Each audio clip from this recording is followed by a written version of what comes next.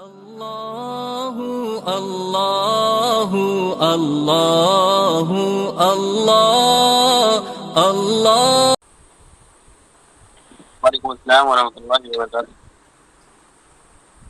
ان الحمد لله نحمده ونستعينه ونستغفره ونعوذ بالله من شرور انفسنا ومن سيئات اعمالنا من يهده الله فلا مضل له ومن يضلل فلا هادي له واشهد ان لا اله الا الله وحده لا شريك له واشهد ان محمدا عبده ورسوله.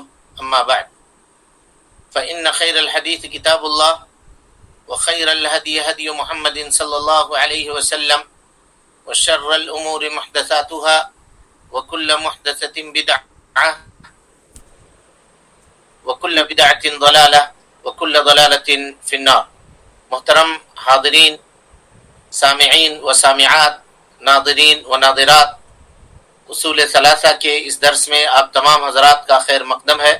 اللہ رب العالمین ہمارے اور آپ کے مل بیٹھنے کو قبول فرمائے، علم دین سیکھنے، اس کے مطابق عمل کرنے، اس کی دعوت عام کرنے اور اس راستے میں آنے والی مصیبتوں کے اوپر اللہ رب العالمین ہمیں اور آپ کو صبر کی توفیق نصیب فرمائے. آمین. حاضرین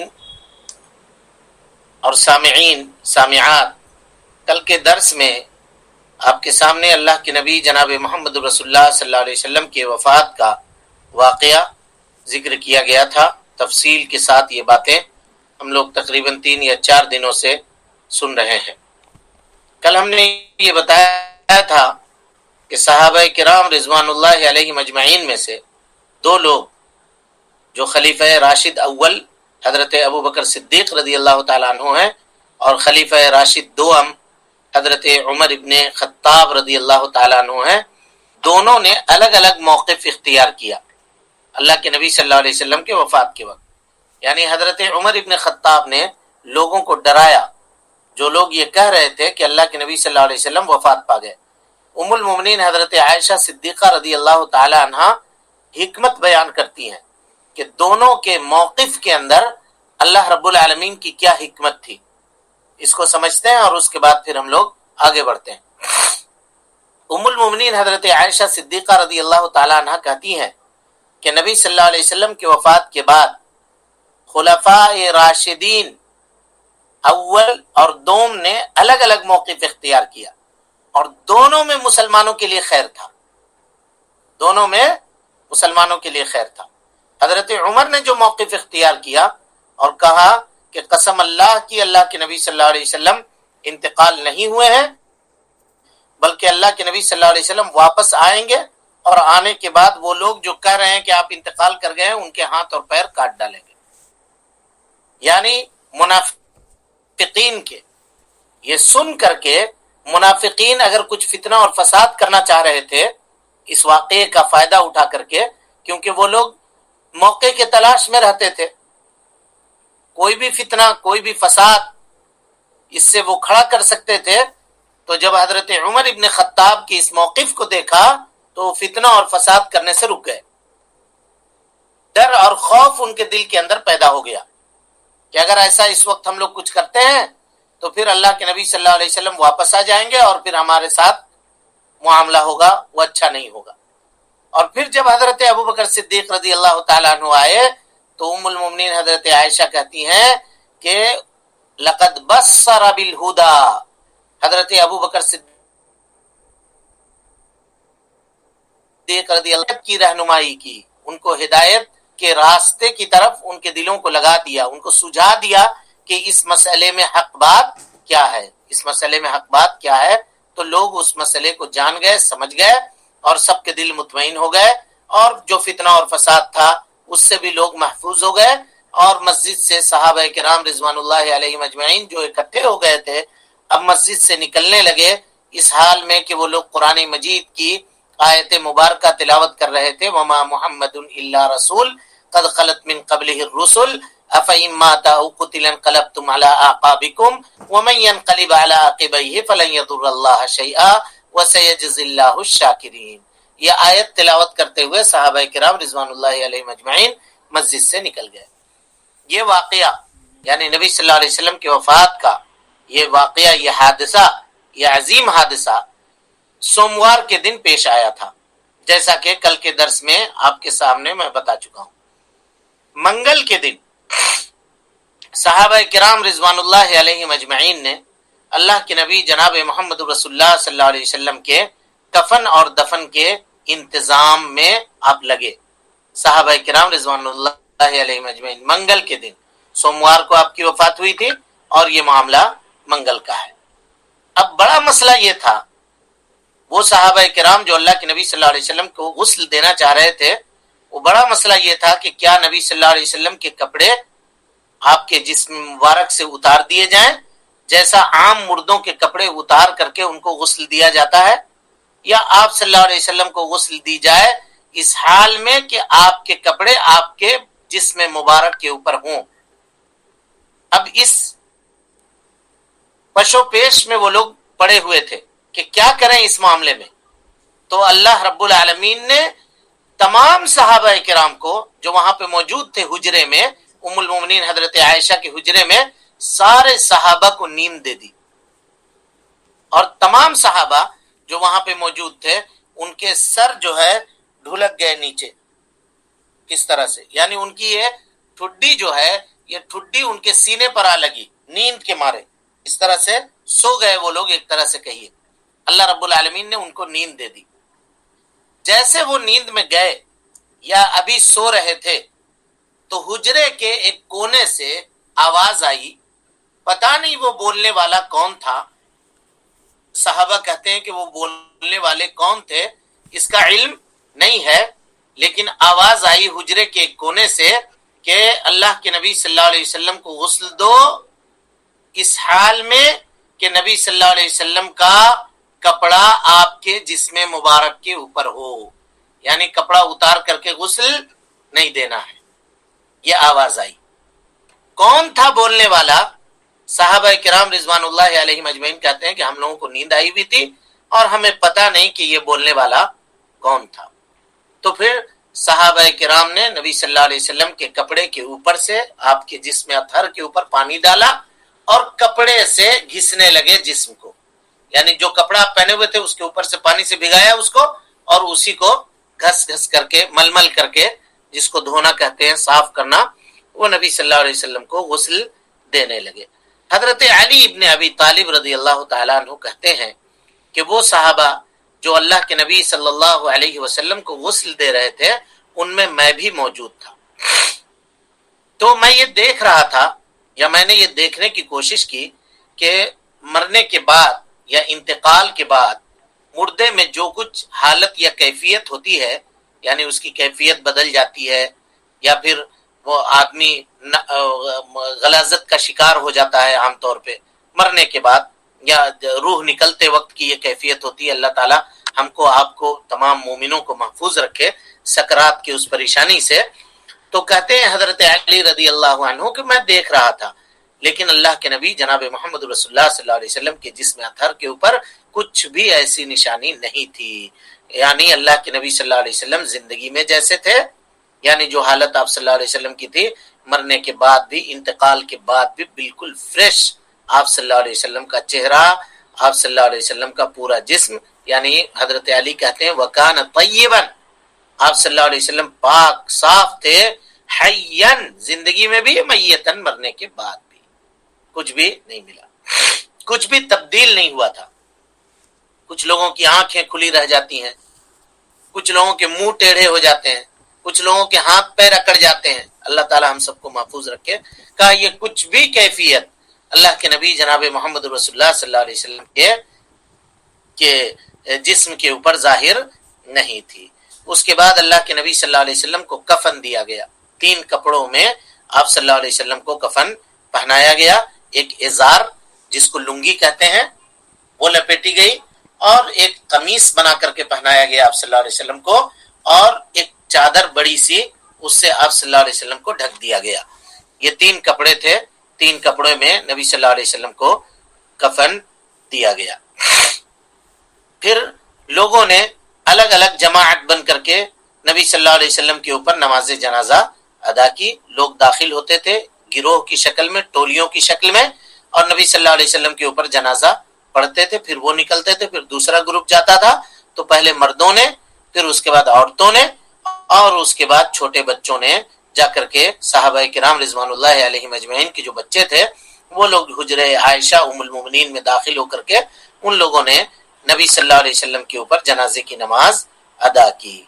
اب اس کے بعد یہ مسئلہ آیا کہ آپ صلی اللہ علیہ وسلم کی قبر کو کیسے بنایا جائے, قبر کو کیسے بنایا جائے. تو مدینے میں دو لوگ تھے قبر بنانے والے. ایک شقی قبر بناتے تھے, یعنی شق قبر اس کو کہتے ہیں جو ہم لوگوں کی طرف عام طور پہ بنتا ہے, یعنی سیدھے گڑھا کیا جاتا ہے اور اس سیدھے گڑھے میں میت کو اتار دیا جاتا ہے. اس کو شق کہتے ہیں, شق, بڑی شین اور قاف. اور ایک قبر ہوتی ہے لحد, جس کو اردو میں بغلی قبر کہتے ہیں. کیا کہتے ہیں؟ بغلی قبر. قبر کھود دینے کے بعد قبر کے قبلے کے جانب جو دیوار ہوتی ہے, یعنی اتر دکھن قبر کھودی جاتی ہے, تو پورب اور پچھم, ایک سائڈ پورب کا ہوا دوسرا سائڈ پچھم کا ہوا, تو جو پچھم کی دیوار ہوئی یعنی گڑھا بنایا گیا نا, سمجھ رہے ہیں آپ لوگ؟ بے شک. ہاں, تو جو پچھم سائڈ کی جو دیوار ہوئی, جو قبلے کی دیوار ہوئی, اس میں ایک باکس بنایا جاتا ہے دیوار کے اندر سرنگ کے طرح سے. وہ باکس ہوتا ہے مردے کے برابر کا, اور اس میں لے جا کر کے مردے کو باکس کے اندر بند کر دیتے ہیں, اور یہ جو خالی حصہ ہے اس کے اوپر اینٹ لگا دیتے ہیں, کچی اینٹ لگا دیتے ہیں, اور پھر باقی کا جو گیپ ہے اس کو مٹی سے بھر دیتے ہیں. تو صحابہ کرام رضوان اللہ علیہم اجمعین نے کہا کہ ہم استخارہ کرتے ہیں اور ان دونوں لوگوں کی طرف قاصد بھیجتے ہیں, جو شقی قبر بنانے والا تھا اس کے طرف بھی, اور جو بغلی قبر بنانے والا تھا اس کے طرف بھی ہم بھیجتے ہیں. جو پہلے آ گیا اسی کو کہیں گے کہ تم کام شروع کر دو. چنانچہ صحابہ کرام نے ایسے ہی کیا. وہ شخص جو بغلی قبر بناتا تھا وہ پہلے آیا, چنانچہ اللہ کے نبی صلی اللہ علیہ وسلم کے قبر کو بغلی بنایا گیا, اور پھر اس کے بعد آپ صلی اللہ علیہ وسلم کو اس میں لٹا کر کے اینٹ کھڑی کر دی گئی, کچی اینٹ, مٹی کی پکی ہوئی اینٹ نہیں, کچی اینٹ لگائی گئی, اور اس کے بعد آپ صلی اللہ علیہ وسلم کے اس قبر کو مٹی سے بھر دیا گیا اور ایک بالشت زمین سے بلند کر دیا گیا, زمین سے ایک بالشت بلند کیا گیا. یہی قبر بنانے کا صحیح طریقہ شریعت کے اندر ہے. نہ تو اس میں سیمنٹ لگایا, نہ تو اس میں گارا لگایا, نہ تو اس میں تعمیر کی, نہ تو مزار بنایا, کچھ بھی نہیں کیا. یہ کر کے اللہ کے نبی صلی اللہ علیہ وسلم کے قبر کو بند کر دیا گیا. صحابہ کرام رضوان اللہ علیہم اجمعین دفن سے فارغ ہو گئے. اس کے بعد حضرت انس رضی اللہ تعالیٰ عنہ کہتے ہیں کہ میں گزر رہا تھا کہ میرا گزر حضرت فاطمہ بنت رسول اللہ صلی اللہ علیہ وسلم کے گھر سے میرا گزر ہوا. تو حضرت فاطمہ نے کہا کہ اے انس, تمہارے دل نے کیسے گوارا کیا کہ تم اللہ کے نبی صلی اللہ علیہ وسلم کے اوپر اپنے ہاتھوں سے تم لوگ مٹی ڈال کر کے آئے ہو, کیسے تمہارے نفس نے اس بات کو کیسے قبول کیا.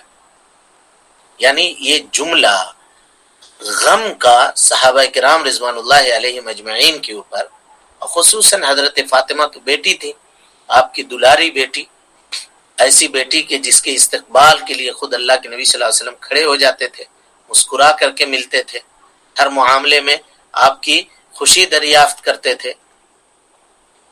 تو حضرت فاطمہ نے یہ جملہ کہا. یہ میں اس وجہ سے آپ کے سامنے بتایا کہ کس طرح سے صحابہ کرام رضوان اللہ علیہ مجمعین کے اوپر غم تھا.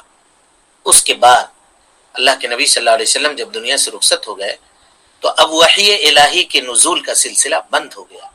جبرائیل امین روح زمین کے اوپر اب اترنے نہیں لگے. حضرت ابو بکر صدیق رضی اللہ تعالیٰ عنہ نے حضرت عمر ابن خطاب رضی اللہ تعالیٰ عنہ سے کہا کہ چلیے ہم لوگ چلتے ہیں اور ام ایمن کی زیارت کرتے ہیں, کیونکہ اللہ کے نبی صلی اللہ علیہ وسلم ام ایمن کی زیارت کے لیے جایا کرتے تھے. تو چلیے ہم لوگ بھی چلتے ہیں, دونوں جا کر کے زیارت کریں گے. تو جیسے یہ دونوں پہنچے, حضرت ابو بکر صدیق اور حضرت عمر ابن خطاب, تو ان کو دیکھ کر کے ام ایمن رونے لگی ان کو دیکھ کر کے.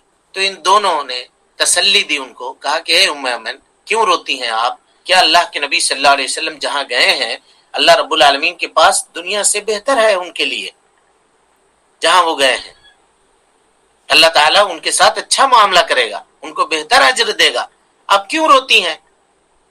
تو ام ایمن نے کہا کہ میں یہ جانتی ہوں کہ اللہ رب العالمین نے نبی صلی اللہ علیہ وسلم کو بہت ثواب سے نوازا ہوگا، بہت تکریم کی ہوگی، لیکن میں رو رہی ہوں اس وجہ سے کہ قد انقطع الوحی من السماء، آسمان سے وحی کا سلسلہ بند ہو گیا جی، جو کنیکشن تھا اہل زمین کا آسمان والے سے وہ رابطہ ٹوٹ گیا، وہ سلسلہ منقطع ہو گیا، اس کے وجہ سے میں رو رہی ہوں۔ یہ سننا تھا کہ حضرت ابوبکر صدیق اور حضرت عمر ابن خطاب رضی اللہ عنہما بھی بلک بلک کر کے وہاں بیٹھ کر کے تینوں مل کر کے پھر رونے لگے۔ یہ قصہ تھا جناب محمد رسول اللہ صلی اللہ علیہ وسلم کے موت کا، آپ صلی اللہ علیہ وسلم کے وفات کا۔ اب آئیے اس میں ہمارے لیے جو موعظت ہے، ہمارے لیے جو عبرت ہے، تھوڑا اس کی طرف ہم توجہ کرتے ہیں۔ اس میں سب سے بڑی موعظت یا سب سے بڑا عبرت کا مقام یہ ہے کہ ایک بندے کو اللہ رب العالمین کے لیے مصیبت اور پریشانی کے وقت صبر کرنا چاہیے۔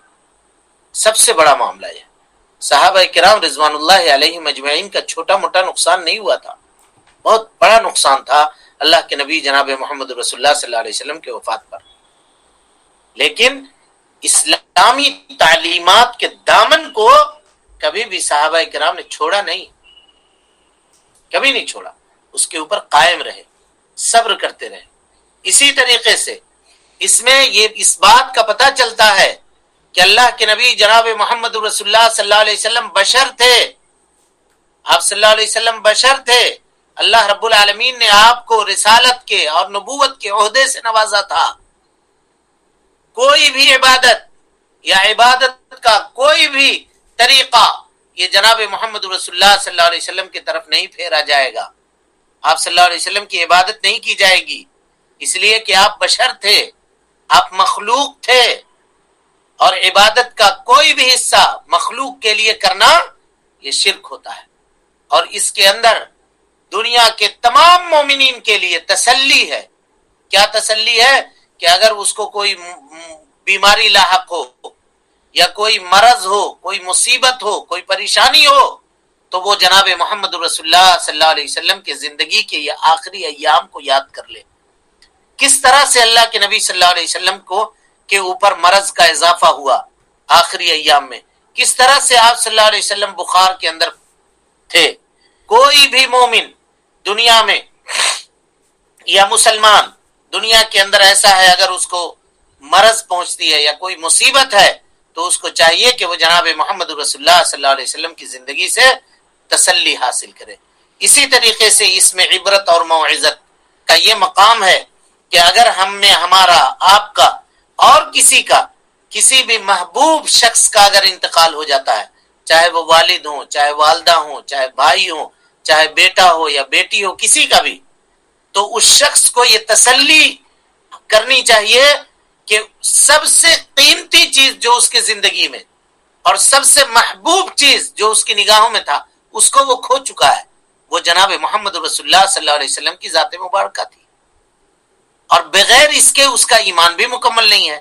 نبی صلی اللہ علیہ وسلم نے فرمایا لا یؤمن احدکم، تم میں کا کوئی آدمی اس وقت تک مومن نہیں ہو سکتا حتی اکون احب الیہ من والدہ وولدہ والناس اجمعین، جب تک میں اس کے نگاہوں میں اس کے باپ سے، اس کے بیٹے سے اور دنیا کے تمام چیزوں سے زیادہ محبوب نہ ہو جاؤں، اس وقت تک وہ آدمی مومن نہیں ہو سکتا۔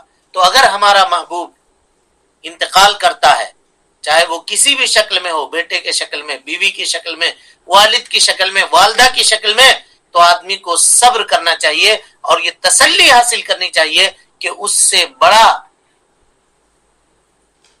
شخص جس سے وہ محبت کرتا تھا وہ تو اس دنیا میں نہیں رہا، تو پھر اگر یہ لوگ چلے گئے تو اس میں اتنی واویلا اور مصیبت کو یا سر پہ مصیبت اٹھانے کی ضرورت نہیں ہے۔ سمجھ میں آ رہی بات کو؟ بات سمجھ رہے ہیں آپ لوگ؟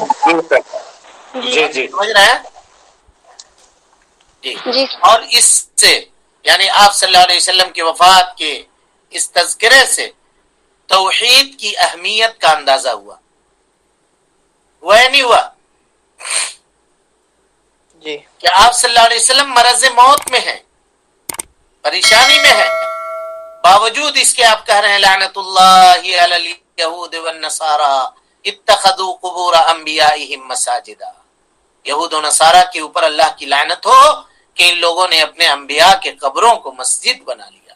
گویا قبروں کو سجدہ کرنا، قبروں سے منتیں مانگنا، قبروں میں جا کر کے چادریں چڑھانا، وہاں سے اپنے آرزوئیں وابستہ رکھنا، اللہ کے نبی جناب محمد رسول اللہ صلی اللہ علیہ وسلم اس سے امت کو ڈرا رہے ہیں، بچا رہے ہیں.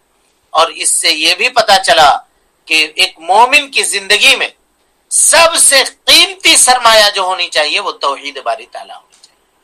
اس کے بعد دوسرے کسی چیز کا نمبر آتا ہے. سب سے عظیم چیز، سب سے قیمتی چیز جو اللہ رب العالمین کا تحفہ ایک مومن کو جناب محمد رسول اللہ صلی اللہ علیہ وسلم کے ذریعے سے حاصل ہوا ہے وہ توحید ہے. اگر دنیا کی تمام دولت اور نعمت اس کو دے دی جائے اور اس سے یہ کہا جائے کہ تم توحید سے دستبردار ہو جاؤ، توحید کو ترک کر دو، توحید کو چھوڑ دو، تو اگر وہ دولت کو چھوڑ دیتا ہے تو یہ سستے کا سودا ہوگا، مہنگا سودا نہیں ہوگا. کیوں؟ اس لیے کہ بغیر توحید کے دنیا کے اندر اس کا کوئی بھی عمل چاہے وہ کتنا خیر کا ہی کیوں نہ ہو وہ اللہ رب العالمین کے نزدیک ناقابل قبول ہے. سمجھ میں آئی بات؟ اسی طریقے سے اس واقعے سے اس بات کا اندازہ ہوا کہ اللہ رب العالمین کی نگاہ میں گناہوں میں سب سے بڑا گناہ شرک ہے. بندے کو چاہیے کہ وہ اس سے اجتناب کرے، پوری زندگی وہ شرک سے اجتناب کرتے رہے، بچتے رہے، اور اللہ رب العالمین سے توفیق طلب کرے، دعا کرے کہ اللہ رب العالمین اس کو، اس کے گھر والوں کو، اس کے رشتہ داروں کو، اس کے بیوی بال بچوں کو اللہ رب العالمین شرک جیسی گھناؤنی بیماری سے اور گناہ سے اللہ رب العالمین محفوظ رکھے. یہ اس واقعے سے ہم کو اور آپ کو اندازہ ہوا. اسی طریقے سے اس واقعے سے یہ پتا چلا کہ حضرت ابو بکر صدیق رضی اللہ تعالی عنہ اس امت کے سب سے بڑے حقدار وہی تھے جو اللہ کے نبی جناب محمد رسول اللہ صلی اللہ علیہ وسلم کے بعد خلیفہ بننے کے لائق تھے. اللہ کے نبی صلی اللہ علیہ وسلم نے اپنے آخری خطبے میں کہا کہ لوگوں میں نے تم میں سے ہر ایک کے احسان کا بدلہ چکا دیا ہے سوائے ابو بکر صدیق کے، کہ اس کے احسانوں کا بدلہ میں نہیں چکا سکتا. جتنی اس نے جان سے اور جتنی اس نے مال سے میرے اوپر احسان کیا ہے اور میری مدد کی ہے، اس کا بدلہ اللہ رب العالمین ہی اس کو دے گا، میں دنیا میں اس کو چکا نہیں سکتا ہوں. اسی طریقے سے نبی صلی اللہ علیہ وسلم کا یہ کہنا کہ مسجد نبوی میں کھلنے والے تمام دروازوں کو بند کر دو سوائے حضرت ابو بکر صدیق رضی اللہ تعالیٰ عنہ کے گھر کے دروازے کو، یہ اس بات کا پتہ دیتا ہے کہ نبی صلی اللہ علیہ وسلم کے بعد اگر خلافت کی کرسی کے اوپر بیٹھنے کا کوئی شخص حقدار تھا تو وہ حضرت ابو بکر صدیق رضی اللہ تعالیٰ عنہ تھے. اسی طریقے سے اللہ کے نبی صلی اللہ علیہ وسلم کا یہ کہنا مرو ابا بکرین فلیصلی بالناس، کہ لوگوں کو حکم دے کہ ابو بکر صدیق کو حکم دو کہ وہ لوگوں کو نماز پڑھائیں، یہ حضرت ابو بکر صدیق رضی اللہ تعالیٰ عنہ کے فضیلت کے اوپر دلالت کرنے والی بات ہے. اسی طریقے سے اس واقعے سے ام المومنین ہماری اور آپ کی ماں حضرت عائشہ صدیقہ بنت صدیق الطاہرہ الشریفہ المطہرہ العفیفہ رضی اللہ عنہ وعن رضی اللہ عنہا وعن ابیہا کی شرف اور ان کی قدر اور ان کی منزلت کا پتہ چلتا ہے کہ اللہ کے نبی صلی اللہ علیہ وسلم اپنے زندگی کے آخری ایام جہاں گزارنا چاہتے تھے وہ ام المومنین حضرت عائشہ صدیقہ رضی اللہ عنہا تھی. نبی صلی اللہ علیہ وسلم کی وفات جب ہوئی تو اس وقت نبی صلی اللہ علیہ وسلم کا سر مبارک ام المومنین حضرت عائشہ کی گود میں تھا، اور آخری جملے دنیا سے جب آپ صلی اللہ علیہ وسلم رخصت ہو رہے تھے تو آخری جملہ نبی صلی اللہ علیہ وسلم کی جو سننے والی خاتون تھی وہ ام المومنین حضرت عائشہ صدیقہ رضی اللہ عنہا تھی. ان کے علاوہ حجرے میں اور کوئی نہیں تھا جو نبی صلی اللہ علیہ وسلم کی آخری بات کو سن سکے. یہ ام المومنین حضرت عائشہ کی فضیلت کے اوپر دلالت کرتی ہے. اور بعد میں صحابہ کرام رضوان اللہ علیہم اجمعین نے ام المومنین کے اس فضیلت کی قدر کی اور اس فضیلت کو باقی رہا. اللہ رب العالمین ہماری اور آپ کی ماں ام المومنین حضرت عائشہ صدیقہ اور تمام صحابہ کرام اور تمام صحابیات رضوان اللہ علیہم اجمعین سے اللہ رب العالمین راضی ہو جائے. اس کے بعد اس واقعے سے حضرت فاطمہ بنت رسول اللہ صلی اللہ علیہ وسلم کی فضیلت کا اندازہ ہوتا ہے. اب اس واقعے کو دیکھیے، جب نبی صلی اللہ علیہ وسلم آخری خطبہ دے کر کے جا رہے تھے تو راوی کہتے ہیں حضرت فاطمہ کی چال بالکل اللہ کے نبی صلی اللہ علیہ وسلم کے چال کی طرح تھی. جیسے نبی صلی اللہ علیہ وسلم قدم اٹھا رہے تھے، چل رہے تھے، ویسے ہی حضرت فاطمہ قدم اٹھا رہی تھی اور چل رہی تھی. یعنی دونوں کے چال میں ذرہ برابر فرق نہیں تھی، اتنی مماثلت تھی باپ اور بیٹی کے درمیان. فضیلت کا اندازہ اس سے ہوتا ہے. اسی طریقے سے نبی صلی اللہ علیہ وسلم کا استقبال، بٹھانا اور ان کے ساتھ گفتگو کرنا اور ان کو یہ بتانا کہ آپ تمام دنیا والے عورتوں کی قیامت کے دن آپ سردار ہوں گی، یہ کہنا، یہ ساری چیزیں حضرت فاطمہ رضی اللہ عنہا کی فضیلت کے اوپر دلالت کرنے والی باتیں ہیں. اس کے علاوہ بھی عبرت اور موعظت کی بہت ساری باتیں ہیں جو اللہ کے نبی جناب محمد رسول اللہ صلی اللہ علیہ وسلم کے ان آخری ایام سے اخذ کیے جا سکتے ہیں. ہمارے اور آپ کے لیے ضروری ہے کہ ہم نبی صلی اللہ علیہ وسلم کے سیرت کا بغور مطالعہ کریں، آپ صلی اللہ علیہ وسلم کی زندگی کو سمجھیں، آپ صلی اللہ علیہ وسلم کے زندگی کے ہر گوشے کو غور سے پڑھیں اور اس کو اپنی عملی زندگی کے اندر نافذ کریں. کیونکہ جس طرح سے توحید کے لیے رب العالمین کو سمجھنا ضروری ہے، اسی طریقے سے اتباع اور پیروی کے لیے جناب محمد رسول اللہ صلی اللہ علیہ وسلم کو اور آپ کی زندگی کو سمجھنا ضروری ہے. تب ہم بصیرت کے اوپر، علم کے اوپر نبی صلی اللہ علیہ وسلم کی اتباع اور پیروی کر سکتے ہیں. بصورت دیگر یہ علم، یہ اتباع اور پیروی علم اور بصیرت کی بنیاد کے اوپر نہیں ہوگی. اللہ رب العالمین ہم کو اور آپ کو اس کی توفیق نصیب فرمائے. چلیے آگے کتاب پڑھیے.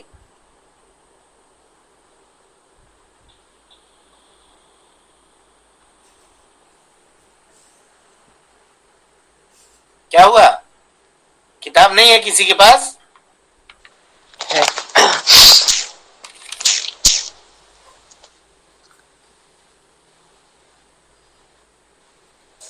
جی سر میں کتاب پڑھیے. کہاں سے پڑھنا؟ پھر نبی صلی اللہ علیہ وسلم کی وفات ہو گئی، آپ کا دین باقی ہے.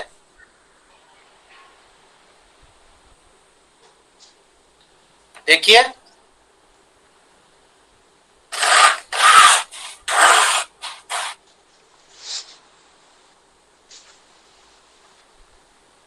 نہیں ملا؟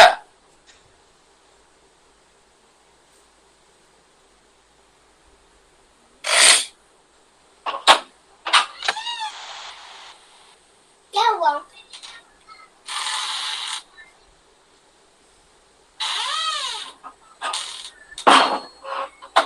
نہیں ملا کیا؟ کسی کو نہیں ملا؟ پیج نمبر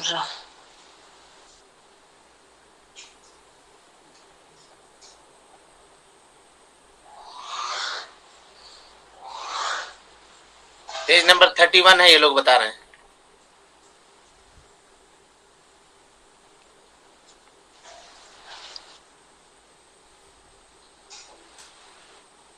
قل یا ایھا الناس انی رسول اللہ الیکم نہیں جمیعا. اس سے پہلے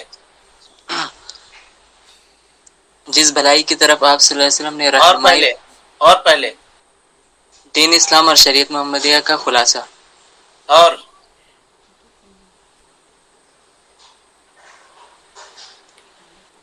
پہلے مفیز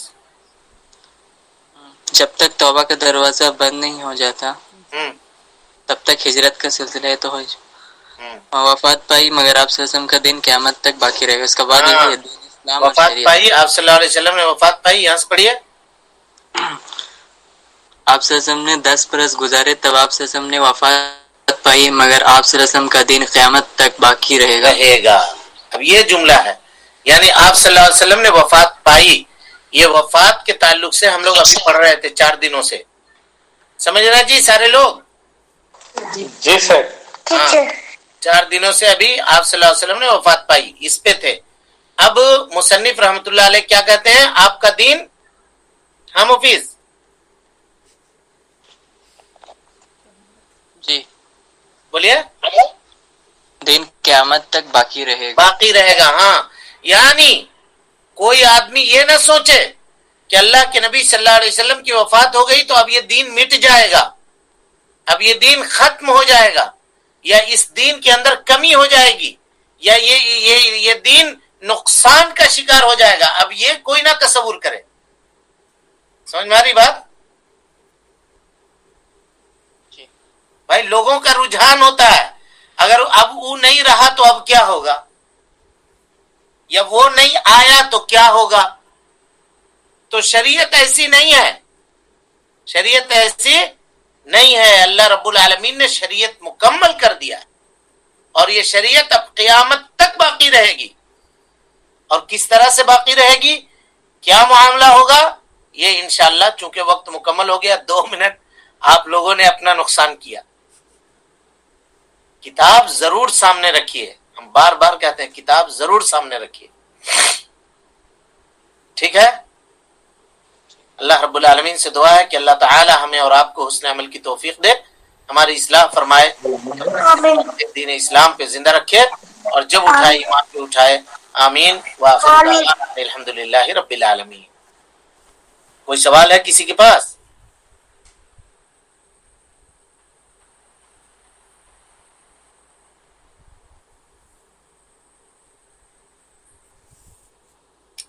کسی نے لکھا کہ نبی صلی اللہ علیہ وسلم کی سیرت کے اوپر کوئی کتاب، کیا پوچھ رہے ہیں؟ آپ صلی اللہ علیہ وسلم کی سیرت پر سب سے بہترین کتاب کون سی ہے؟ الرحیق مختوم کو پڑھیے، بہترین کتاب ہے سیرت کے اوپر. السلام علیکم. وعلیکم السلام. جی میرا سوال یہ ہے کہ رسول صلی اللہ علیہ وسلم کی وفات کے بعد جو اختلاف پڑ گیا جانشینی کے معاملے میں، یہ کیسا اختلاف تھا؟ کہاں اختلاف ہوا جانشینی میں؟ یہ الرحیق المختوم میں لکھا ہوا ہے کیا؟ کہ ادھر نبی صلی اللہ علیہ وسلم کی تجہیز و تکفین کے سے پہلے آپ کی جانشینی کے معاملے میں اختلاف پڑ گیا. جی، جانشینی کے معاملے میں اختلاف نہیں تھا، وہ مشورہ تھا، مشورہ تھا صحابہ کرام اور رضوان اللہ علیہ مجمعین کے درمیان. اب چونکہ یہاں وہ تفصیل کا موقع نہیں تھا اس لیے ہم نے نہیں کیا. بات یہ ہے کہ قوم کے اندر امیر کا ہونا، سردار کا ہونا یہ ضروری ہے. اس وجہ سے صحابہ کرام رضوان اللہ علیہ مجمعین پہلے امیر منتخب کرنے لگے، اور نبی صلی اللہ علیہ وسلم کے ایک دن آپ کی تجہیز و تکفین میں تاخیر ہوئی. یہ لوگ سقیفہ بنی ساعدہ بول کے ایک جگہ ہے، وہاں یہ بیٹھے صحابہ کرام. انصار یہ چاہ رہے تھے کہ ایک امیر انصار میں سے ہو جائے، ایک امیر مہاجرین میں سے ہو جائے. حضرت ابوبکر صدیق اور حضرت عمر وہاں موجود نہیں تھے. جب ان کو پتہ لگا کہ انصار وہاں جمع ہیں اور امیر کے سلسلے میں گفتگو کر رہے ہیں، ان کو پتہ نہیں تھا حالات کا، تو جب یہ لوگ دونوں پہنچے تو حضرت ابوبکر صدیق رضی اللہ تعالیٰ عنہ نے کہا کہ میں نے نبی صلی اللہ علیہ وسلم سے یہ حدیث سنی ہے، الائمۃ من قریش، کہ ائمہ جو امام جو ہوں گے یعنی امیر جو ہوں گے وہ قریش سے ہوں گے. اور قریش میں کون ہے؟ تو حضرت عمر ابن خطاب رضی اللہ تعالیٰ عنہ نے کہا کہ جس کو اللہ کے نبی صلی اللہ علیہ وسلم نے اپنی زندگی میں تمہارے دین کے لیے پسند کیا، یعنی نماز کے لیے، تو کیا ہم اس کو اپنی دنیا کے لیے ناپسند کریں گے؟ بس یہ جملہ کہنا تھا کہ سارے لوگ مل کر کے حضرت ابوبکر صدیق رضی اللہ تعالیٰ عنہ کے اوپر ہاتھ کے اوپر بیعت کرتے ہیں، اور باتفاق مسلمین صحابہ کرام کے اتفاق کے ساتھ سارے کے سارے لوگ حضرت ابو بکر صدیق رضی اللہ تعالیٰ عنہ کے ہاتھ کے اوپر بیعت کر لیتے ہیں. کتاب کا نام پوچھ رہے ہیں, کتاب الرحیق مختوم کتاب کا نام ہے. آپ لوگ اطمینان رکھیے, جمع خاطر رکھیے, انشاءاللہ یہ کتاب ختم ہو جانے دیجئے تو سیرت پڑھیے گا. جی انشاءاللہ. جی انشاءاللہ. کیا کہتے ہیں بولیے, فائنل کر لیجئے آج ہی. انشاءاللہ. ہاں جی پڑھنا ہے. ٹھیک ہے, پھر سارے لوگ سوچ لیجئے, سیرت اگر پڑھنا ہے ایسے ہی تفصیل کے ساتھ پورا, ہر حکمت موعظت سارا چیز, اور وہ اور چلے گا لمبا, اصول ثلاثہ کی طرح نہیں, یہ تو 20 پیج کی کتاب تھی, وہ اور چلے گا. پھر نبوت کی ابتدا سے گفتگو جب ہوگی تو اور لمبا چلے گا وہ, تو اس پہ صبر کرنے کی ضرورت ہوگی. تو آپ لوگ یہ کر لیجیے. شیخ ہمیں اگر قوم سبا سے لے کر جو نسلیں چلی ہے اس پہ اگر اچھے سے اگر بتا دیں تو تھوڑا, وہ بعد کی چیزیں ہیں, وہ پھر بعد میں انشاءاللہ. جب نبی بھی صلی آپ اللہ علیہ سیرت وسلم کے, ابھی نبی صلی اللہ علیہ وسلم کی سیرت کو پڑھیے, پھر دیکھیں گے قصص الانبیاء وغیرہ پہ پھر بات کریں گے. ابھی ہمارے لیے جو ضروری ہے وہ نبی صلی اللہ علیہ وسلم کی سیرت ہے. تو ٹھیک ہے, آپ لوگ سوچ لیجئے, اور کل سوچنے کے بعد ٹیکسٹ کر کے کلاس میں جواب دے دیجئے گا ہم کو کہ ہم لوگوں کا متفقہ طور پہ یہ فیصلہ ہے. تو اس کے بعد دیکھ کر کے ہم لوگ سیرت کی کتاب انشاءاللہ شروع کر دیں گے بمشکل. اور ہم لوگ اصول ثلاثہ لے کر کے, اگر کوئی معاملہ بیچ میں پیش نہ آیا, غائب وغیرہ ہونے کا اگر کنٹینیو درس ہمارا چلتا رہا تو انشاءاللہ 20 سے 25 دن اور لگے گا اس کتاب کو ختم ہونے میں. اس کے بعد ہم لوگ دوسرا کورس شروع کر سکتے ہیں. ٹھیک ہے, پھر السلام علیکم. معذرت کے لیے تاخیر کے لیے معذرت, تقریباً 7-8 منٹ آگے بڑھ گئے ہم لوگ. السلام علیکم ورحمۃ اللہ وبرکاتہ. اللہ اللہ اللہ اللہ اللہ اللہ